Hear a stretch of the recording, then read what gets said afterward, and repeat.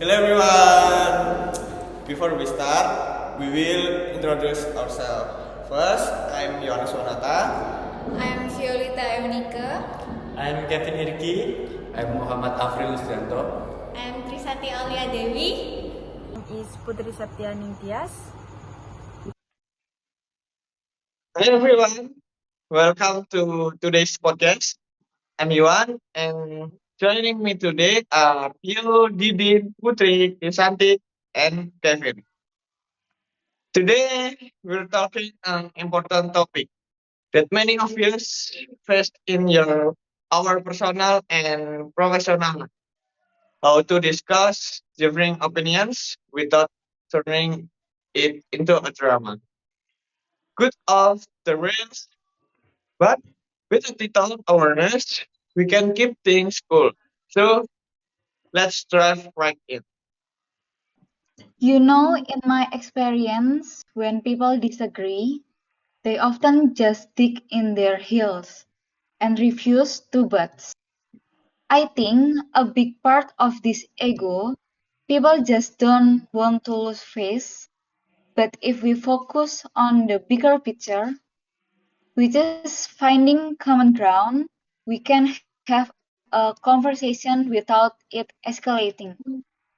But sometimes when you're too focused on proving your point, it's easy to miss the bigger picture.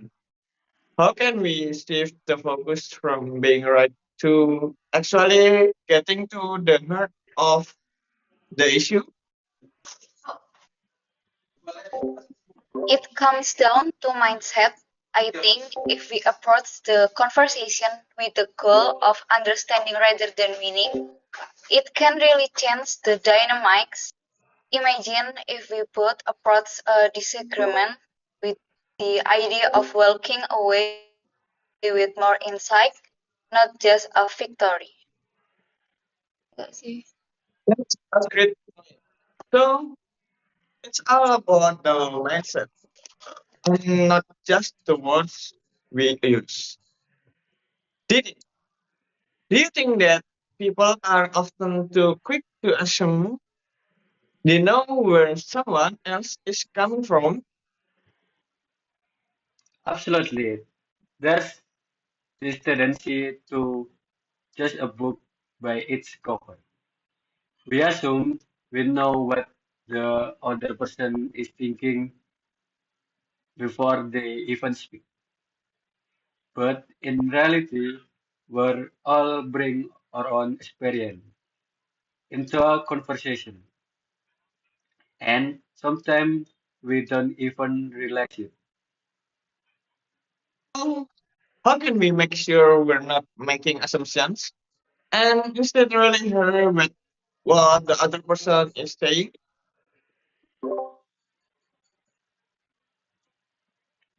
It takes practice, but I think it's about actively listening and not just waiting for our turn to speak.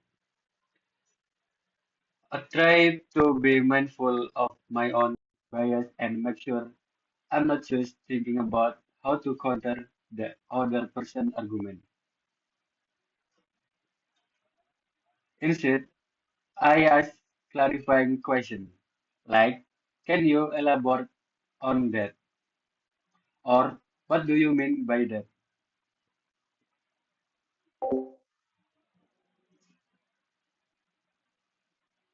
That's a good approach, asking questions to understand better.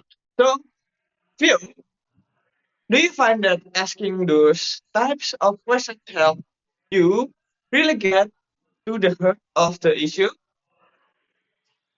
Definitely, it creates space for a more meaningful exchange. Sometimes it's the question that spark new ideas or open doors to solution we hadn't considered before. Okay. It shifts the focus away from defending our own positions and towards solving the issue together. So, what do you think about the role of emotion in this type of discussions. I love that. It shifts the focus away from defending our own positions and towards solving the issue together. So, what do you both think about the role of emotions in these types of discussions? I think emotions are inevitable. People get passionate about their opinions, and that's completely normal. But if notice that when emotion take over, we tend to lose sight of what we're actually talking about. It's easy to get caught up in how we feel rather than focusing on the fact. That's a great observation. Putri, so how do you manage your emotions during conversations? How do you keep from letting them take over? It's tough, but I remind myself to stay calm. If learning to take a deep breath before responding, especially when I feel my emotion bubble up. I also try to stay on track. The more I focus on the issue at hand, the less likely I am to get distracted by how I'm feeling. I love that. It's about focusing on the issue, not getting sidetracked by emotions. Krisanti, do you think this work in professional settings too? How do you handle emotions in those situations?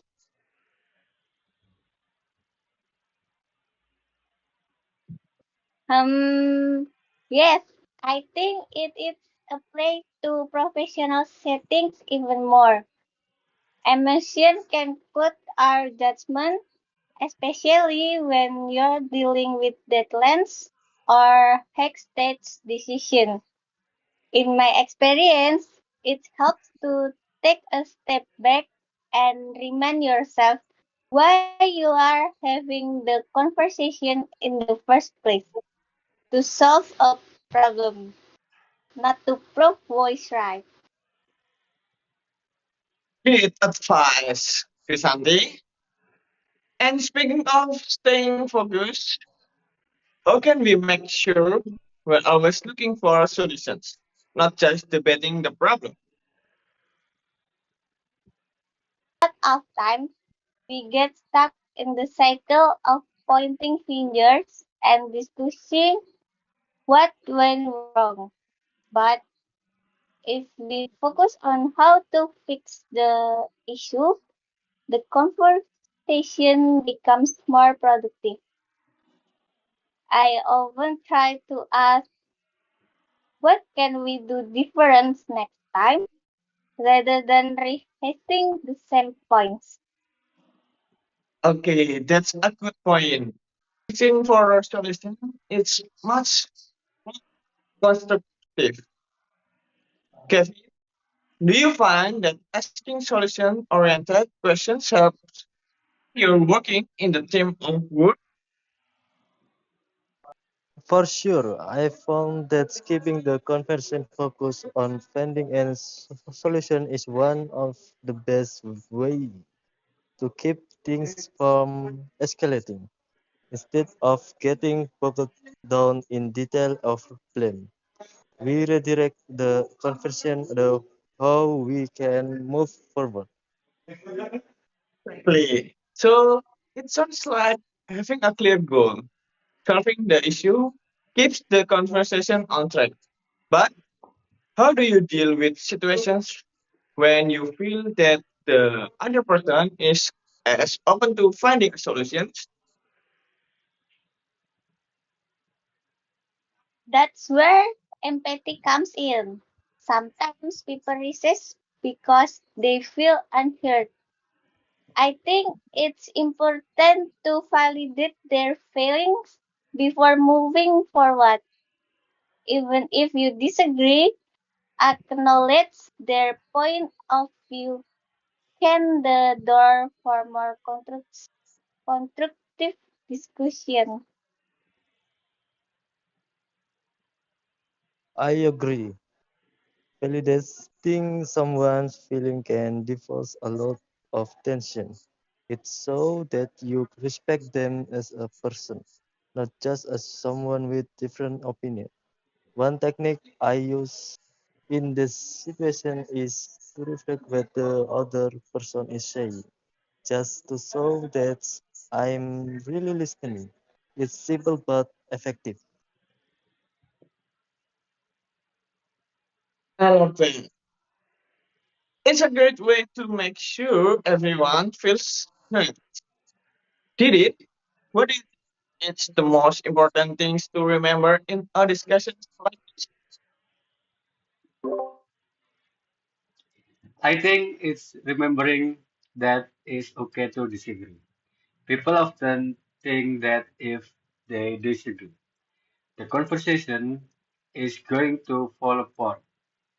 But I believe that it's healthy part of communication.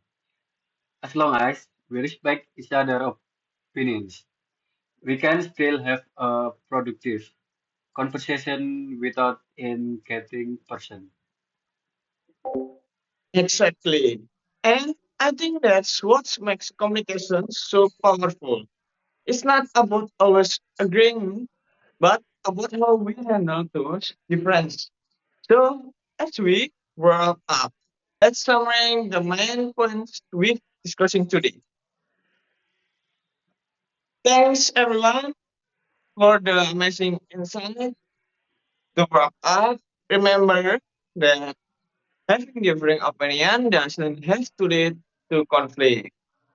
By practicing empathy, active listening, staying focused on solution, and validating each other feelings, we can all engage in productive discussions. It's all about finding common ground and staying calm in the face of disagreement. That it's for today episode. Thank you for tuning in. We hope you join us next time. Thank you.